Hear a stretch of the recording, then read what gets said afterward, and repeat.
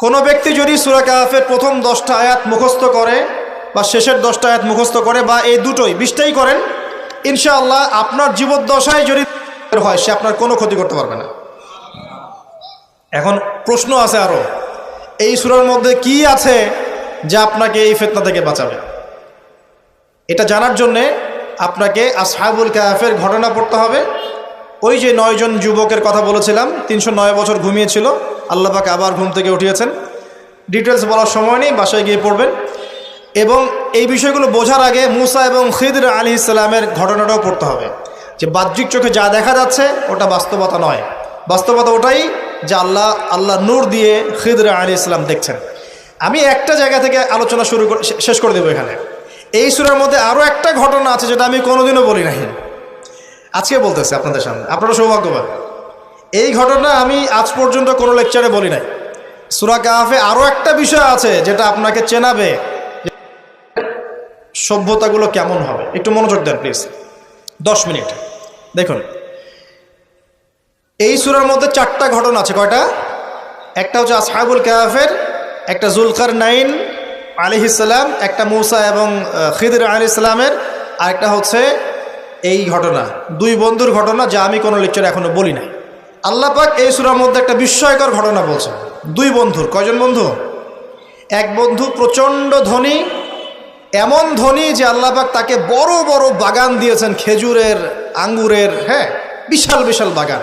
এবং তার মধ্য দিয়ে নদী চলছে। নদী, একটা নদী চলে যাচ্ছে ভিতর দিয়ে, 2 পাশে বাগান। তাহলে কত বড় প্রপার্টি চিন্তা করেন, একটু চিন্তা করেন। আমরা তো বিঘা আর এই যে শতকের হিসাব করি না। আল্লাহ বলছেন যে 2টো বিশাল জান্নাত দিয়েছিলাম তাকে, মানে বাগান দিয়েছিলাম, ফলের বাগান, মাঝখান দিয়ে নদী প্রবাহিত হচ্ছে। এবং প্রত্যেক বছর 2 বার করে এই জায়গায় ফসল ফলতো, প্রচুর ফসল হতো। তো এত ধন সম্পদ পাওয়ার পরে এই বন্ধু, মানে এই ব্যক্তি, তার এক গরিব বন্ধুকে নিয়ে এই বাগানে ঢুকেছে। ঢুকে হাঁটাহাঁটি করছে, গল্পগুজব করছে। গল্পগুজব করার এক পর্যায়ে গিয়ে এই ধনী বন্ধু বলে ফেলছে। কি বলছে? সে বলছে যে আনা আকসারু মিনকা মালান ওয়া আ'আজ্জু নাফারা। হে আমার দোস্ত শোনো, আমি তোমার চাইতে মালে এবং সম্পদে অনেক সেরা।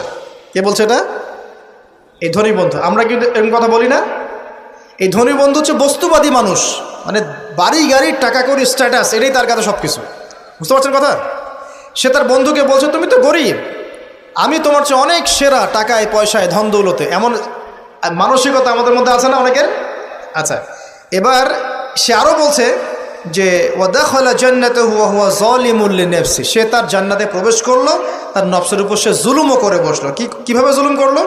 এভাবে সে বলছে ক্বালা মা আযুন্নু আন তাবিদা হাযিহি আবাদা। কে বলছে এটা? এই ধনী বন্ধু। সে বলছে হে আমার গরিব বন্ধু শোনো, আমি মনে করি না, আমি বিশ্বাসই করি না, আমি মনে করি না যে আমার এই প্রপার্টি কখনো ধ্বংস হয়ে যাবে। আমি এটা বিশ্বাস করি না। বুঝতে পারছেন? ওই যে আমি পরকালে বিশ্বাস করি না, কিয়ামতে বিশ্বাস করি না, আখিরাতে বিশ্বাস করি না। কোন সভ্যতা বলেন? আচ্ছা, সে বলছে যে মা আযুন্নু আন তাবিদা হাযিহি আবাদা। আমি বিশ্বাস করি না, আমি মনে করি না যে এই প্রপার্টি কখনো ধ্বংস হতে পারে। ওয়া মা আযুন্নু সাআতা কায়িমা। আর আমি এটাও মনে করি না যে কিয়ামত কখনো হবে।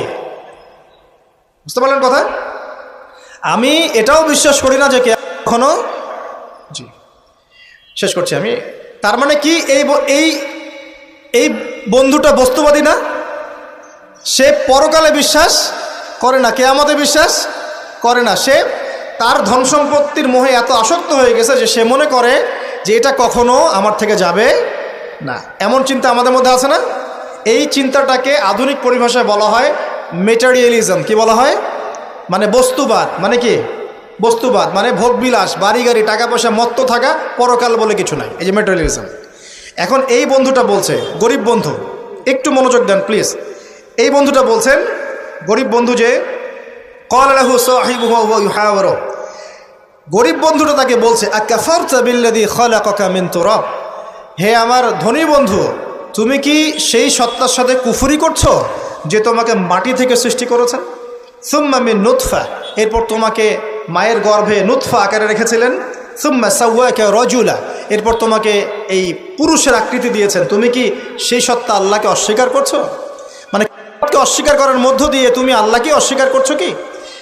ওয়ালাউলা ইয দাখালতা জান্নাতুক, তুমি যখন তোমার জান্নাতে ঢুকলা তুমি এটা কেন বললা না যে লা কুওয়াতা ইল্লা বিল্লাহ, মাশাআল্লাহ, লা কুওয়াতা ইল্লা বিল্লাহ, মাশাআল্লাহ, আল্লাহ পাক কি চমৎকার জান্নাত আমাকে দিয়েছেন, লা কুওয়াতা ইল্লা বিল্লাহ, আল্লাহ ছাড়া কোনো শক্তি সামর্থ্য নাই, এমনটা কেন বললে না? এমনটা না বলে কেন এইটা বললা যে ওয়া মা আযুন্নু সাআতা কায়িমা, আমি বিশ্বাস করি না যে কখনো হবে, আমি বিশ্বাস করি না যে এটা কখনো ধ্বংস হবে, এমনটা কেন বললা? তুমি কেন কুফরি করলা? এরপর যেটা হয়েছে, আল্লাহ রাব্বুল আলামিন এই যে বন্ধু, গরিব বন্ধু, তাকে দুনিয়া এবং আখিরাতে বিশাল নেয়ামত দিয়ে দিয়েছেন, আর এই ধনী বন্ধুর জান্নাতটাকে আল্লাহ পাক এক রাতের মধ্যে ধ্বংস করে রেখে দিয়েছে। এক রাতের মধ্যে পুরো জান্নাতকে ধ্বংস। পরের দিন সকালে সে এসে দেখে যে এটা কোন জায়গায় আসলাম, এটা আমার বাগান বাগিচা বলে মনে হচ্ছে না।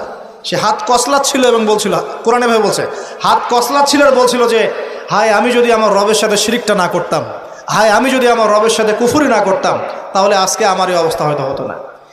এই ঘটনাটা ঠিক পরে আল্লাহ পাক বলছেন ওয়াদরিব লাহুম মাসালুল হায়াতিদ দুনিয়া, হে নবী মুহাম্মদ সাল্লাল্লাহু আলাইহি ওয়াসাল্লাম, তুমি এবার তোমার উম্মতের কাছে দুনিয়ার দৃষ্টান্তটা পেশ করো।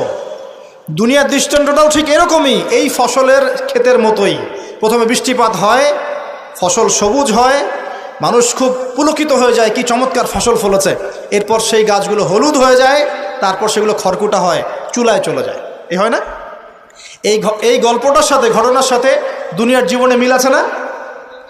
এটা কোন সূরায় আছে? কাহফে।